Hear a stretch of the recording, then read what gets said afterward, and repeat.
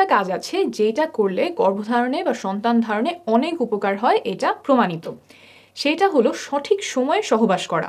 সঠিক সময় বলতে এই যে এখানে যে বীর্যপাতটা হলো তারপর শুক্রাণুর কিন্তু অনেক দূর পর্যন্ত যেতে হবে। শুধুমাত্র জরায়ুতে গেলেই হবে না, জরায়ুর পরেও আরও রাস্তা আছে, সেটা আমি দেখাচ্ছি। এই যোনিপথ পার হয়ে জরায়ু পার হয়ে নালী পর্যন্ত আসতে হয়। এই যে জরায়ুর দুই পাশে যে জিনিসটা দেখছেন এইটাই ডিম্বাশয়। এইখানে ডিম্বাণু থাকে, তারপর ডিম ফুটে বের হয়ে নালীতে আসে। এইখানে এসে ডিম্বাণু শুক্রাণুর সাথে মিলিত হয়। অর্থাৎ শুক্রাণুর যে লম্বা পথ, যোনিপথ, তারপর জরায়ু, তারপর নালীতে আসা, এই লম্বা যাত্রায় তাকে অনেক কিছু সাহায্য করে।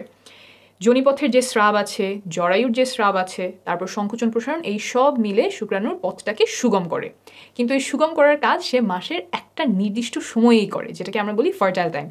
অন্য সময়গুলোতে এই স্রাবগুলো শুক্রাণুর জন্য সহায়ক না, দরজাগুলো বন্ধ করে দেয় যাতে শুক্রাণু জায়গা মতো পৌঁছাতে পারে না।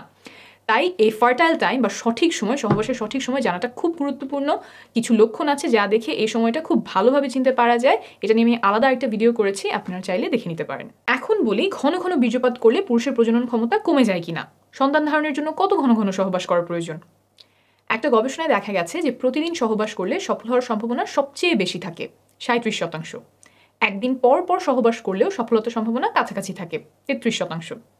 কিন্তু যদি সপ্তাহে একবার সহবাস করা হয় তখন সম্ভাবনা নেমে আসে মাত্র 15%। অর্থাৎ ঘন ঘন সহবাসে সফলতার সম্ভাবনা বাড়ে।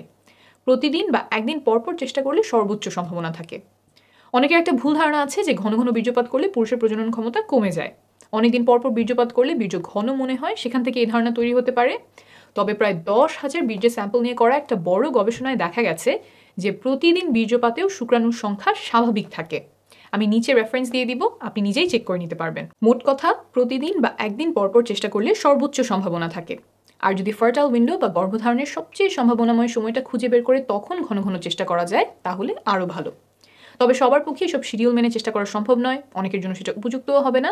আপনি নির্ভরযোগ্য তথ্যগুলো জেনে রাখলেন, তারপর আপনার পরিস্থিতি অনুযায়ী যেটা ভালো হয় আপনি সেভাবেই সিদ্ধান্ত নেবেন।